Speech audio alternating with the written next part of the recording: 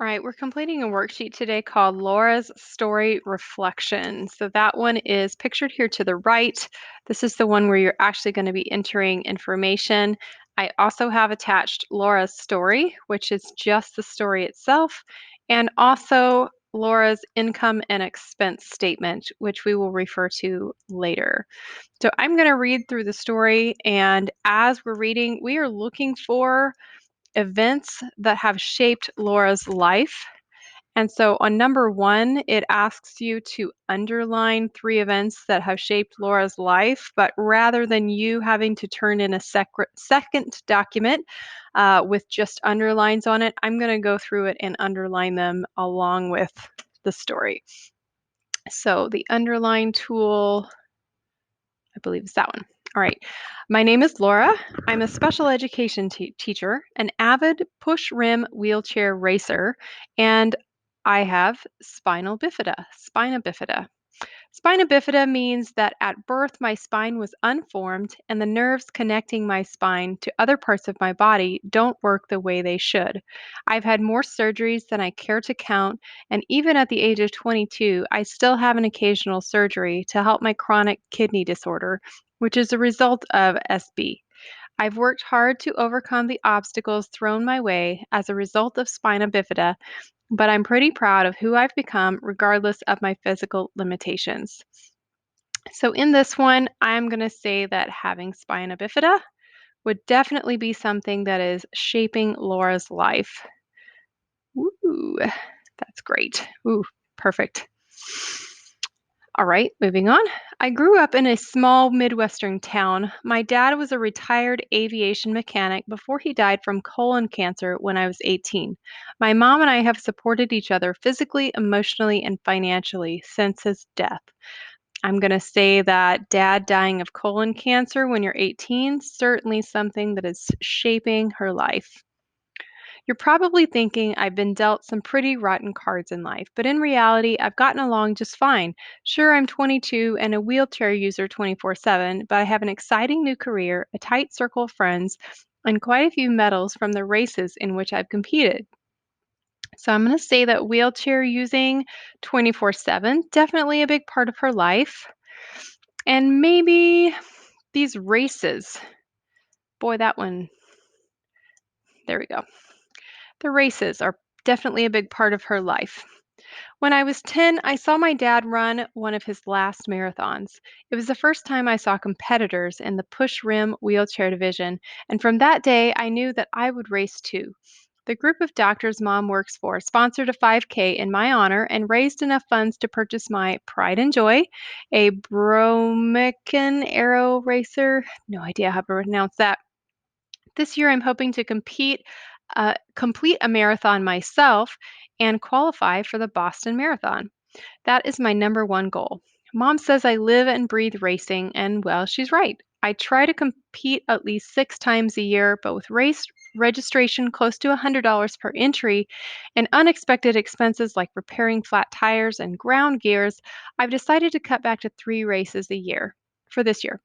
I've met some pretty fantastic people all around the Midwest at various races and wouldn't give it up for anything, except maybe my second passion, teaching.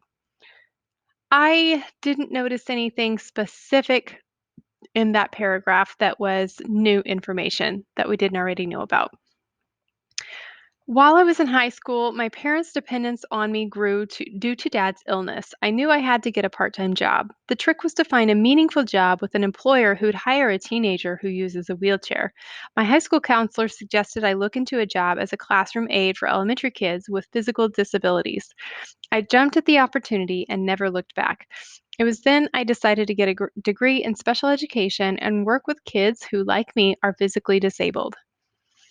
I'm going to say getting a degree in special education has also shaped her life. That's a significant part of her life that she spent going to school. After my dad died in the summer after my senior year in high school, I became eligible for a childhood disability benefit, a Social Security check based on my disability and my dad's work history and his death, and supplemental security income, a check based on my disability and limited income and assets. These programs also qualified me for medical benefits. CDB gave me Medicare after a 2-year wait, and SSI gave me Medicaid with no waiting period. Medicare and Medicaid cover all of my medical expenses, and I'm not sure what I would do without them. Sounds like these government programs that she's a part of have improved her life and her lifestyle. I'm not sure where to underline in there, but maybe here Medicare and Medicaid, although there were some other benefits there CDB, oops, and SSI. So, in general, being eligible for all of these government programs has helped her to live a fuller life. Through my free Social Security benefits counseling, I discovered a Social Security program called Plan for Achieving Self Support, or PASS, that would help me reach a career goal. I worked with a vocational rehabilitation counselor who helped me set up work and academic goals for college. Through PASS, I was able to increase my SSI cash benefits to help offset my out of pocket costs for tuition, books, and supplies for my online coursework from a local college. Most of my coursework was completed in the evenings and on weekends, which enabled me to keep working in the elementary classroom 20 hours a week. I loved working with my kids and couldn't imagine the day when I'd have to leave them to pursue a full time job after I earned my degree. While in college, I continued to live at home and helped pay for household expenses. This allowed me to not only support my grieving mom, but also prevented me from needing to take out any student loans.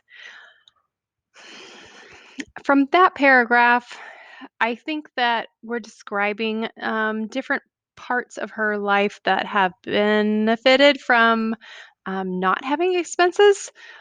Um, if I was going to underline something, I might say that she did not have to take student loans. Why? There we go. 6 months ago, I received my bachelor's degree in special education and moved upstate where I landed my first full time teaching job. My starting salary is $33,830 per year, which allows me to send my mom a little money per month to help out with small expenses. I live with a good friend in an old factory building converted into apartments. My share of the rent is $825 a month, which includes all utilities. I registered with the circuit breaker program that provides a free ride program for people with disabilities. Even though my salary is high enough to make me ineligible for my old Social Security cash benefits, my medical expenses continue to be covered by my Medicaid and Medicare benefits. These benefits are worth over $15,000 to me each year, and the benefits are not taxed. I'm living the life I preach every day to my students. The best way to predict your future is to create it. All right. So moving on, whoops, wrong one. Moving on to number 2. In Laura's story, circle each government program from which Laura currently receives or has received support in the past and explain below how each government program supports Laura. So since I don't want you to turn in a copy of the story itself with underlines and circles on it, I would like it if you would just type in here the government programs that Laura has or is currently receiving support from, and then just briefly explain how each of those are supporting Laura. Most of that is found in um, this paragraph here and the next one that's talking about pass. Maybe, was there anything else? I think that was most of it. So look at every sentence there. Um, think about, just every little program that's mentioned and how it's supporting Laura. Number 3, while Laura was in college, how much government income was she receiving? So that was also in these two paragraphs right here. This one, no, not even that one. I think it was really just this paragraph here that's talking about the Social Security program called Plan for Achieving Self Support. So, what was she getting actually per month? And I think we're going to have to switch over to the income and expense statement to get these answers. So let's take a look at the income and expense statement and evaluate what exactly it's telling us and where we can find information. This is showing you after her dad died, here are her expenses, or this is her income, and then this is her expenses. And then over here, we're saying after her college degree. So we're going to assume, remember, it said that her dad died after she graduated high school. So this would be her expenses during college. Her wages were $650. Um, Income from the Social Security income is right here. She's receiving $674, and this is for September. So these are monthly expense amounts and income amounts. Income from the Social Security program called Childhood Disability, right there. And so to answer the question, it says, what income was she receiving from the government? So both of these things are government programs. How did the Social Security pass benefits allow Laura to invest in herself? So, looking back to the paragraph where it's describing what pass is and how it was helping her, you're going to reread that paragraph and think about how did getting that program allow Laura to improve herself, make herself able to get a good paying job in the future. Number 5, how did living at home while in college help Laura financially? So we can look at two places for that answer. One was in this paragraph here, the top paragraph on the second page. It's talking about how she lived at home and what that helped.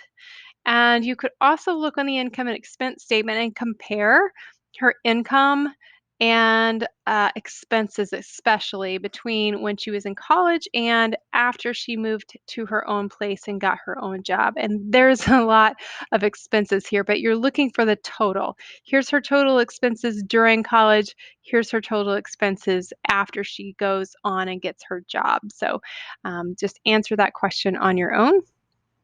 How much better off, number 6, is Laura financially now that she has her college degree and a full-time job compared to when she was receiving Social Security benefits? So we're focused on money.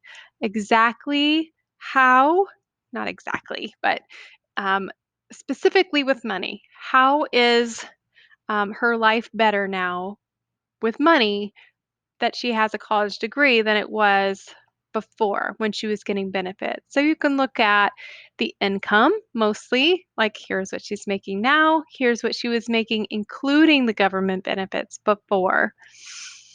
7, identify 3 changes in Laura's spending and lifestyle as a result of her current higher income.